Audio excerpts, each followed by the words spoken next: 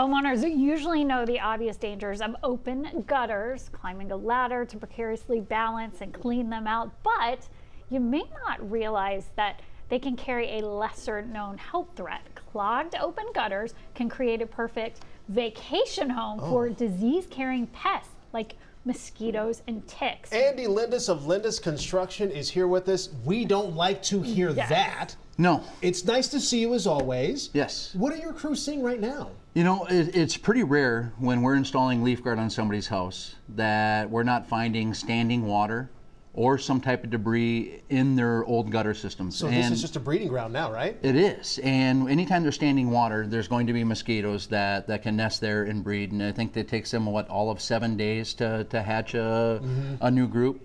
And we're finding ticks, and knowing the amount of people at Lindis Construction and my own family members that have had some tick diseases is something that we're talking about pretty regular, and making sure all of our people are aware of the dangers. And you know, we're in the tall grasses around the house. We get into the weeds around the house. We get into the sides of the houses. Sometimes people haven't even been at for a little bit. Yeah. And that's just another spot for ticks and mosquitoes to be. But again, almost every single project that we run into has some type of standing water.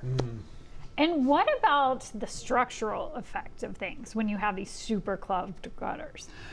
That's a really good question. What we find is anytime that you impede the flow of water, that gives the chance for water to go back up onto the roof. And a lot of times, like in valley areas, speaking of ticks, it can just build up all the way up the valley. So now you have all types of rodents, all types of insects that can live in there. Yeah. And now sometimes that stuff starts to break down, and you have soil that's actually starting to root new trees in the roof and in the gutter. So now you have like a forest growing up there, which is just a happy little playground for all the little insect friends. So Andy, how often should you be checking your gutters? Is this something you should be doing after every storm? Is it once every season? Like, how often should you be getting up there to clean those things out? Anytime we have a major storm blow through with any type of wind, I would look at my gutters, because chances are something blew off a tree and it's going to clog. And anytime a clogged gutter happens, that's putting water in a spot you don't want water to happen. And it can cause hundreds, if not thousands of dollars worth of damage. So on a safe side, I would check it at least every spring and every fall. But for me, if I had winds that came in excess of 50 miles an hour through, which we've had a few times this year, we have. I would check out my gutters just to make sure no tree debris or branches got into them.